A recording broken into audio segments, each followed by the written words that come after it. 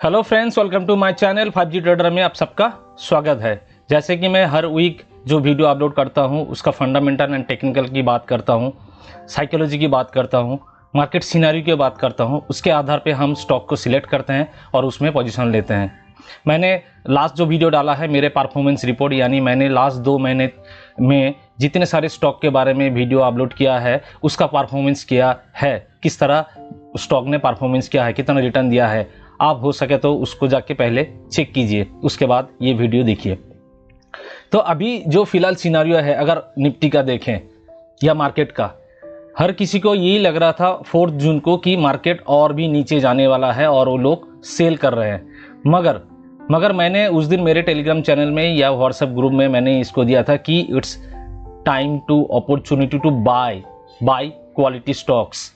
क्यों, किसके आधार पर किया था मैंने? ये मेरे खुद के एक्सपीरियंस और मार्केट को देखने का जो नज़रिया है, बिग प्लेयर के जो साइकोलॉजी है, उसको समझ के मैंने ये बात बोला था। देखिए, आप अगर टेलीग्राम चैनल में मेरे जाओगे तो आपको ये दिखाई देगा कि मैंने 4 जून को यानी 4 जून को मैंने ये दिया था कि good morning traders, don't be panic, market will move upside, it's time to buy quality stocks. ये क्यों, किसके आधार पर किया था? ये अगर आप देखोगे कि मैंने ये किया था क्योंकि अगर आप निफ्टी चार्ट को देखोगे ना ध्यान से, इसमें नेगेटिविटी नहीं था। वीकली बेसिस पे या मंथली बेसिस पे नेगेटिविटी नहीं था। करीब इस लेवल से बिग प्लेयर अपने मार्केट तो थोड़े थोड़े करके ऊपर जा रहा था, मगर अपना पोजीशन काट रहे थे धीरे धीरे करके। और जो 4 जून को घटना घटी, यानी रिजल्ट जिस दिन आया गवर्नमेंट का, उस दिन सबसे ज़्यादा फॉल आया। तो ये फॉल किस लिए था? ये फॉल इसलिए था क्योंकि यहाँ पे डराना चाहते हैं बिग प्लेयर। क्यों डराना चाहते हैं? क्योंकि जब तक डराएगा नहीं तब तक रिटेल पब्लिक भागेगा नहीं, अपने स्टॉक को बेचेगा नहीं। और जब तक अपने स्टॉक को बेचेगा नहीं तब तक बिग प्लेयर ज़्यादा क्वांटिटी में बाई नहीं कर पाएगा। इसलिए देखिए, उसके बाद यानी 4 जून के बाद मार्केट उसी लेवल पे पहुंच गया अगले 3 दिन में। तो ये किसने बाई किया? एक स्टॉक 5%, 10%, 15% से ज्यादा रिटर्न दिया है। क्यों बाई किया? कौन बाई किया? रिटेल पब्लिक तो बैठे हुए हैं सेल करके, या सेल कर रहा है। बाई कौन कर रहा है? बाई कर रहा है बिग प्लेयर। क्यों? क्योंकि रिजल्ट आ चुका है। रिजल्ट आ चुका है कि कौन गवर्नमेंट सेंट्रल में बैठेगा। तो इतने दिन से जो लोग अपने सेल कर रहे थे, जो कैश लेके अवेलेबल था, ये लोग अभी अपना पोजीशन बढ़ा रहेंगे। यानी मार्केट में जिस तरह का सिनेरियो अभी फिलहाल है, एवरी डीप बाय अपॉर्चुनिटी है। आप जितने सारे क्वालिटी स्टॉक हैं उसको फाइंड कीजिए और एवरी डीप में आप उसको बाय अपॉर्चुनिटी ढूंढिए, क्योंकि मार्केट यहां से ऊपर जाने की प्रोबेबिलिटी सबसे ज्यादा नजर आ रहा है। हर स्टॉक, अगर जितने सारे आप स्टॉक देखोगे ना, लगभग सारे स्टॉक तो नहीं बोलूंगा, मगर मेजॉरिटी ऑफ स्टॉक में ये पोजीशन बन रहा है कि प्राइस ऊपर जाने की कोशिश कर रहा है या ऊपर जाएगा। जैसे कि मैं इसके बारे में ऑलरेडी बात किया था कि इन्फोसिस, अभी जिस स्टॉक के बारे में हम बात कर रहे हैं ये रैडर में है, जैसे कि ये इन्फोसिस, इसका मैंने फंडामेंटल बात भी किया था, इसका मैंने टेक्निकल बात भी किया था, ठीक है, इस एरिया में। तो अभी इन्फोसिस को अगर वीकली टाइम फ्रेम के हिसाब से देखोगे तब भी इसमें अभी भी बाई अपॉर्चुनिटी नजर आ रहा है इन्फोसिस, ठीक है। इसके बाद जो स्टॉक है ये है विप्रो। विप्रो को लेकर भी है, मैंने इससे पहले वीडियो बनाया है, आप हो सके तो उसको जाके चेक करिए। विप्रो में भी जिस तरह का सिनेरियो बन रहा है उसमें भी बाई अपॉर्चुनिटी आ रहा है। जैसे कि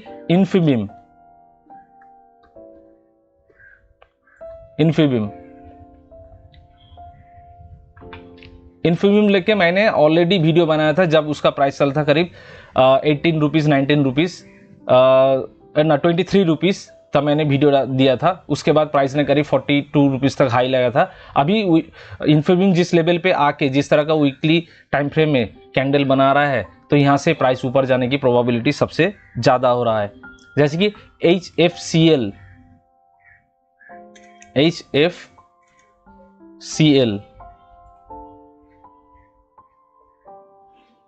इसका अगर देखिएगा टेक्निकली, ये टेक्निकली भी बहुत ही अच्छे पोटेंशियल लेवल पे है। जहां पे जिस तरह का कैंडल बन रहा है वहां से बाई अपॉर्चुनिटी हो सकता है। देखिए, बाई अपॉर्चुनिटी हो सकता है, इसका मतलब क्या है? बाई अपॉर्चुनिटी मतलब ये होता है कि ये पोजीशन शो रहा है कि प्राइस यहां से ऊपर जा सकता है। उसके आधार पे हम डेली में, वीकली में एंड मंथली में अपना पोजीशन लेंगे। यानी अगर आपके पास जो क्वांटिटी आप बाई करने की सोच रहे हो, यानी 100% जो आप क्वांटिटी बाई करने की सोच रहे हो, उसको 3 पार्ट में डिवाइड कर दीजिए, 40%, 30% एंड 30%। जब आपको डेली टाइम फ्रेम के हिसाब से कन्फर्मेशन मिलता है तब आप 40% बाई कीजिए। उसके बाद अगर प्राइस ऊपर जाता है एंड वीकली टाइम फ्रेम के हिसाब से पोजीशन शो हो रहा है कि पॉजिटिव है, तब रिमेनिंग 30% बाई कीजिए। उसके बाद आप होल्ड कीजिए मंथली में, यानी मंथली में जब ये कैंडल क्लोज होगा, मंथली क्लोज होगा, जब उसका सिनेरियो शो होगा कि पॉजिटिव है, तब मंथली में हम रिमेनिंग 30% बाई करेंगे। ऐसा क्यों? क्योंकि रिस्क मैनेजमेंट करना आपको चाहिए। टाइम मैनेजमेंट के साथ रिस्क मैनेजमेंट बहुत ही जरूरी होता है। कि देखिए, आप अगर डेली में 40% बाई किया है और उसके बाद प्राइस नीचे आ रहा है तो हम पोजीशन काट देंगे, तो मेरा स्टॉप लॉस कितना हिट होगा? 40% के हिसाब से जो मैंने क्वांटिटी लिया था उसको स्टॉप लॉस हिट होगा। अगर मैंने वीकली टाइम फ्रेम हिसाब से 40% प्लस 30%, 70% क्वांटिटी एक्यूमुलेट किया है, तो अगर प्राइस उससे नीचे आता है तो पहले वीकली टाइम फ्रेम हिसाब से जो मैंने 30% लिया था उसको पहले पोजीशन काटूंगा, फिर डेली के हिसाब से जो 40% क्वांटिटी लिया था उसका पोजीशन काटूंगा। इस तरह हमको पोजीशन बिल्ड करना है टाइम फ्रेम के हिसाब से, और इस तरह ही हमको टाइम फ्रेम के हिसाब से पोजीशन एक्यूमुलेट करना है। ठीक है। नेक्स्ट जो स्टॉक है ये है आपका गोल्डियम इंटरनेशनल। गोल्डियम इंटरनेशनल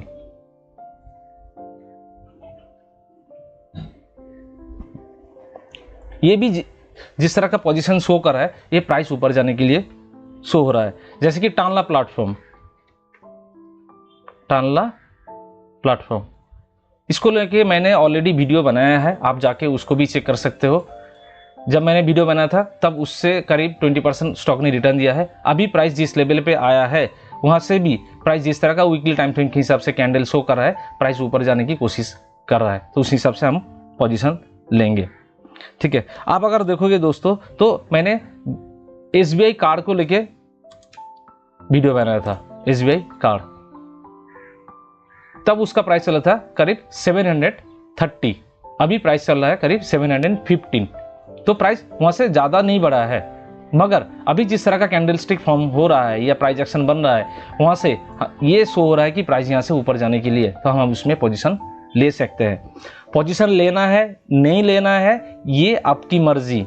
यानी मैं जो पोजीशन लेने की बात कर रहा हूं, ये सिर्फ मेरे पॉइंट ऑफ व्यू के आधार पे मैं बोल रहा हूं। आपको अगर कोई पोजीशन लेना है तो अपने अपने रिस्क के एबिलिटी हिसाब से आप लीजिए, या कोई फिनेंशियल कंसल्टेंट है तो उसके साथ आप बात कीजिए, फिर जाके आपका पोजीशन लीजिए। अगर आप पोजीशन लेते हो, प्रॉफिट एंड लॉस होता है आपके पास, उसके लिए मैं बिल्कुल भी जिम्मेदार नहीं रहूँगा। तो इसके बाद अगर जो स्टॉक है इसका देखते हैं, ये है आपका ग्लैंड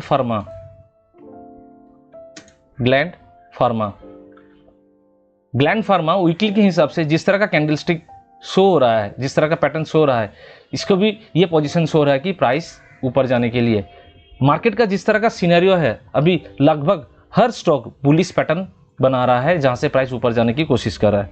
जैसे कि टीटीके प्रेस्टीज, इसमें अगर देखिएगा वीकली के टाइम फ्रेम के हिसाब से अभी भी इसमें बाई अपॉर्चुनिटी नजर आ रहा है। जिस तरह का कैंडलस्टिक और वॉल्यूम शो हो रहा है, यहाँ पे भी बाई अपॉर्चुनिटी शो हो रहा है टीटीके प्रेस्टीज।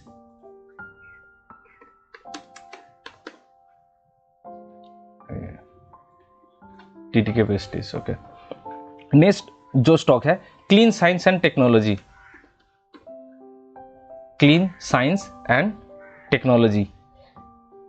ये भी एक अच्छे लेवल पे, अच्छे क्वालिटी जोन पे है, जहां पे ये शो हो रहा है कि प्राइस ऊपर जा सकता है। जैसे कि इसके बाद जो है हैप्पीएस्ट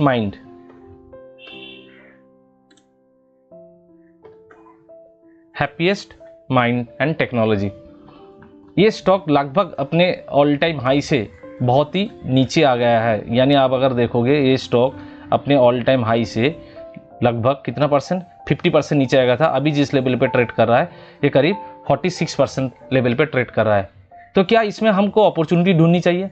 क्यों अपॉर्चुनिटी ढूंढनी चाहिए? अगर आपका इसका फंडामेंटल देखिएगा तो ये स्टॉक यानी हैप्पीएस्ट माइंड, अगर इसका प्रॉफिट एंड लॉस अकाउंट देखिए, 2019 में जिस तरह का सेल्स था करीब 590, वहाँ से बढ़ के हुआ है करीब 1625, यानी सेल्स लगातार बढ़ रहा है। उसके आधार पर नेट प्रॉफिट जहाँ पे 2019 में ओनली 14 करोड़ था, वहाँ पे सेल्स अभी बढ़ के हो चुका है करीब 248, यानी highest ever net profit generate कर रहा है हैप्पीएस्ट माइंड। अगर आप देखोगे इसका जो क्वार्टरली रिजल्ट है, ये क्वार्टरली रिजल्ट में highest ever sales and highest ever net profit show हो रहा है।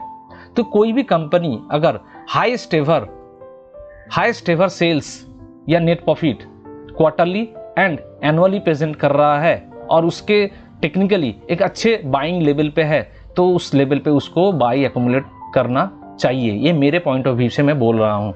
और इसके अगर नेक्स्ट पार्ट देखोगे, यानी बैलेंस शीट अगर देखोगे, इसका बोरिंग उतना खास नहीं है, मगर रिजर्व लगातार अपना रिजर्व जो है बढ़ रहा है। फिक्स एसेट जहाँ पे 2022 में 158 करोड़ था, वो बढ़ के हो चुका है करीब 431 करोड़, यानी कंपनी खुद के अंदर ये कैपेसिटी एक्सपेंशन कर रहा है बड़े करने के लिए। इसका ऑपरेटिंग जो कैश फ्लो है ये पॉजिटिव में है, और इसमें FI एंड DI एंड जो HNI है इसको अगर एक्यूमुलेट करके देखें तो करीब 60% 70% से ज़्यादा इसमें पोजीशन लेके बैठे हुए हैं। और ये जिस तरह का काम करते हैं, ये फ्यूचरिस्टिक प्रोडक्ट में काम करते हैं, EI सॉल्यूशन बेस काम करते हैं, IT next generation IT solution service company है ये। और इसका अगर वैल्यूएशन देखें, यानी P रेशियो अगर देखते हैं, तो वैल्यूएशन रेशियो क्या देख रहे हैं कि उसके जो एवरेज P है, एवरेज P कितना है 57.7, उससे नीचे चल रहा है उसका P। क्यों? क्योंकि उसका जो प्राइस तो नीचे है ही है, उसके साथ साथ इसका EPS बढ़ रहा है, यानी प्राइस नीचे है EPS बढ़ रहा है, इसलिए उसका वैल्यूएशन लो है। अगर प्राइस टू बुक वैल्यू देखोगे, ये भी एवरेज जो प्राइस टू बुक वैल्यू है यानी 19.3, उससे कहीं गुना नीचे चल रहा है, यानी 18.7, यानी बहुत ही सस्ते भाव पे हैप्पीएस्ट मन को मिल रहा है, जहां पे हम बाय अपॉर्चुनिटी ले सकते हैं। और इसका ROC अगर देखें 21.6, यानी 20% से ऊपर है, जो बहुत ही अच्छा है। तो किस तरह क्या सिनेरियो बनने से हम स्टॉक को देखते हैं, इससे आगे वाले वीडियो में भी हमने बात किया है और आने वाले वीडियो में भी हम बात करेंगे। मगर दोस्तों सीखना आपको है कि किस तरह हम इस मार्केट में टिके रहें, किस तरह हम अपने साइकोलॉजी को बिल्ड करें, क्योंकि साइकोलॉजी ही सबसे यहाँ पे इंपॉर्टेंस है मार्केट में। उसके आधार पे आपका रिस्क टेकिंग होगा, उसके आधार पे आपका स्टॉक सिलेक्शन होगा, उसके आधार पे पूरा ट्रेड जो सेटअप है वो बनेगा। इधर उधर भागने से बेहतर होगा कि आप किसी का वीडियो अगर देखते हैं, इसको नोट डाउन कीजिए और उसको प्रैक्टिस कीजिए। प्रैक्टिस करने से आपको क्या होगा? प्रैक्टिस करने से आपके अंदर ये कॉन्फिडेंस बिल्ड होगा। जब आपके अंदर कॉन्फिडेंस बिल्ड होगा, तब आप राइट डिसीजन ले सकते हो। आप चीजों को समझिए। खास करके जो बिगिनर हैं, ये इंट्राडे करने से रुक जाइए, फ्यूचर ऑप्शन करने से रुक जाइए। फ्यूचर ऑप्शन या इंट्राडे कौन करता है? जो एक्सपीरियंस होता है, जो मार्केट में ऑलरेडी पैसा कमाते हैं, ये लोग एलिजिबल होते हैं। तब चीजों को समझिए दोस्तों, ठीक है? तो मिलते हैं अगले वीडियो पे। अगर आपको वीडियो अच्छा लग रहा है तो लाइक कीजिए, सब्सक्राइब कीजिए और दोस्तों के साथ शेयर कीजिए। Thank you so much. Radhe Radhe traders.